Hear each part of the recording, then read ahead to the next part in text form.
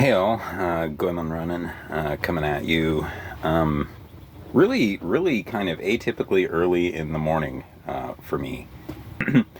So, I've been having some success with some of my videos about females, and I'm just going to kind of keep it up a little bit. So, this is kind of about what is it that men really want? Because I don't think it's that confusing. Okay. um, uh, men are really kind of like simple in our needs mostly. But what are guys really looking for? And again, this is sort of just going to be your kind of standard hetero kind of relationship here. I realize there are exceptions. But ladies, guys are basically, well, um, sex is the caveman exchange. Okay, so back in the day, the sex would have been what the sex and protection. For our protection, you would have given us sex, and then depending on who wanted children, the appropriate person would have gotten that out of the relationship, and then you know, so there's kind of some mutual things going on there, and as the millennia went on, and housing and money and society came along, those things kind of became um, not as big commodities in relationships anymore, especially since a lot of people kind of started changing their mind about maybe having kids and stuff like that. I, as an individual, aside from maybe a few months when my niece came along, but I, as an individual, just have never, ever, ever, ever, ever really wanted to have children. I've worked in retail too long. I see what most families are really like, and they're not happy. So, uh, from my point of view, children kind of equal unhappiness. Now, I realize a lot of people don't see it that way, but for me, that's not a well. I'll give you children is just not a commodity. Sex is nice, but I think what what men need from females, from their significant other, let's say, is, and we've already talked about sex, so let's just put that. And so, along with sex goes hygiene. So, sex and hygiene, okay. Um, we want assistance when it is necessary. And I'm not necessarily talking about heavy lifting. Although, if your dude does need you to come and help him lift something and you are capable of doing that, please try and help his ass. Okay? But, I mean, like, going and dividing and conquering. Okay? Men like to divide and conquer. I've noticed that most of the women in my life have wanted to do things with me. Stop that, okay? If your man wants to divide and conquer, what he's trying to say is, I want to spend good, appreciable time with you later, so let's separate, get all this stuff done quickly, and have our alone time right there too, okay? That's what we're trying to say, all right? Men need alone time just as much as women do, all right? You will drive us up the wall if we spend, 24/7 with you, okay? You need to be very, very careful about separating for too long. But, a couple do need, some hours apart every day if you're going to be able to coexist and not grow contemptuous of each other, because familiarity does breed a certain amount of contempt. That again is that's how it is. The more you get to know somebody, the more it the more you kind of think they're bullshitting, I guess, is the only thing that comes to mind. But assistance, that, going and running errands, if you have kids, deal with them, separately if you have to. I mean, if so, divide and conquer, maybe some heavy lifting, just some help without a complaint, okay? Some help without a complaint. And I think the AC's getting ready to come on, sorry. The second thing that sort of comes to mind, at least for me, is, some time. And I know that's a weird thing to say, but what I mean is,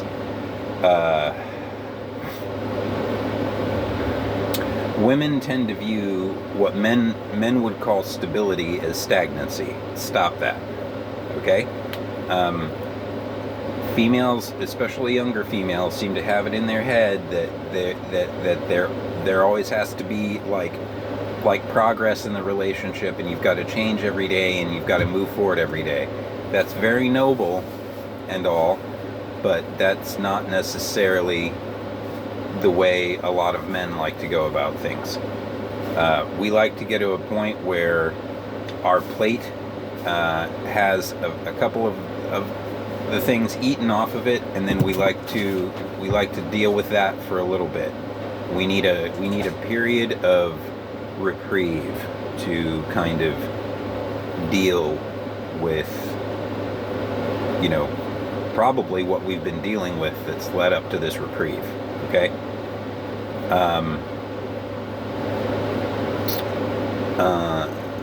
And that, so a man would view that as, okay, we're stable, right? Men view that as stability. Women tend to view that, at least the women I've been with, tend to view that as stagnancy. Now, men, you have to be careful about not letting that go on too long. There is a period where that can go on too long, and it will become stagnancy. But I think, if you guys want to take 8 weeks and just sort of, have a reprieve, take a breather, get ready for the next quarter, plan for the next quarter and stuff like that, that is a good idea, okay? And one big problem that I have also had with a lot of the females in my life, not all of them, but the majority of them in my life have been that they will not stick to a plan to save their lives. Like, they couldn't stick to a plan if their lives depended on it. It's not necessarily that hard to stick to a plan. Most of the women I've been with have just kind of seemingly gone out of their way to control that. Stick to your plans. If you stick to your plans, the thing that your guy figured out will work really great. If you're out to fuck all that up, then you're gonna screw the plan up, and then it's not fair to come down on him later when you're the one that messed it up by not getting up on time, or deciding you wanted to take a different route, or deciding you wanted to just leave in the afternoon. I mean, if you decide you want to leave 6 hours later, then if something like that happens, sometimes things are unforeseen, sure, but if something like that happens, then the whole plan is screwed up. Where you're 6 hours off. So just do your best to stick to plans and things like that. People are operating on very limited times away from work now. It's practically impossible to get time away from work when you want it. That's one of the bigger problems I have with working, is that you're a slave, pretty much. They decide when you go on vacation and if you can and stuff like that. I have an issue there. Don't condescend. Okay? I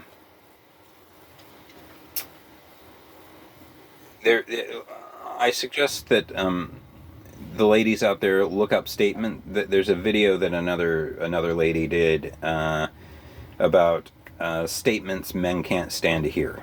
Okay, and don't use those. She's absolutely right. All of those are extremely condescending statements. And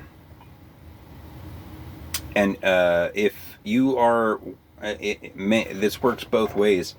If you are with somebody who's considerably older and they have, between, say, 10 and, 20 years more experience in life than you do, don't act like they don't, okay? They've gotten this far. They've chosen to have you, a younger person in their life, for a reason, and that's very difficult for an older person, because that age gap is very apparent in many ways. So don't set that back by being a condescending asshole the whole time. I don't tend to condescend so much these days. I try not to. I mean, I'm sure I slip up sometimes, but what I started doing was changing the ways that I tended to condescend into questions rather than statements. And I usually start those statements with something like, I am absolutely willing to admit that I am wrong here. Okay? But are you certain that that is the way that's really set up? Because I just kind of looked at an article and it kind of said this. Right? Or try and ask questions about a situation, because the other thing you're kind of doing there is you're putting them on the spot as well, which can be a good thing, because then they have to come up with the rebound or the answer, and you didn't really pressure them into it. You just kind of put something out there that was a lot less insulting. If you don't think something someone is saying is accurate, there's a way to go about it, is what I'm saying. If we have help in the relationship when we need it, if we have intimacy, when and good hygiene when we need it, or when it's called for, we would like somebody who doesn't condescend to us constantly, and just somebody who has our back in general. If somebody doesn't have your back, and they maybe are even like demonstrating that like in front of your face around their relatives and things, that's not, necessarily cool. If you're absolutely wrong, that's one thing, but that your guy absolutely needs you to have his back. Okay, that is against your family as well. Your man has no defense against his in-laws except you. And if he doesn't have you, then I guarantee he is going to just stop going to in-law events. Because, for example, I am really big into science fiction, and that is something I would constantly get insulted about, right? And then everybody is wondering, like, well, gee, Doug, you're like one of the smartest dudes I know. Well, okay, I didn't spend my youth and formative years watching splatter flicks. Okay, I spent my youth watching Star Trek and Lost in Space and The Twilight Zone, and all these shows that make you think. If I had but I spent most of my time walking around And this is not in necessarily just one relationship. Walking around my in-laws getting called, a nerd all the time, you know, and not in like a joking way, in a very derogatory, fucking nerd kind of way. And who wants to be ridiculed like that?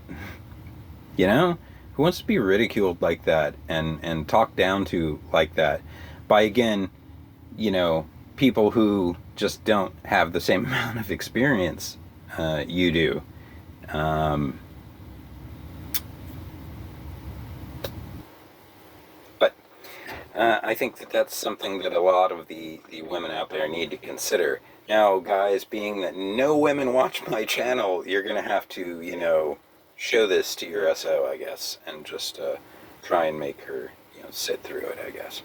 I, I'd like some more female subscribers to my channel, but what do you do? Anyway, going on running, signing out.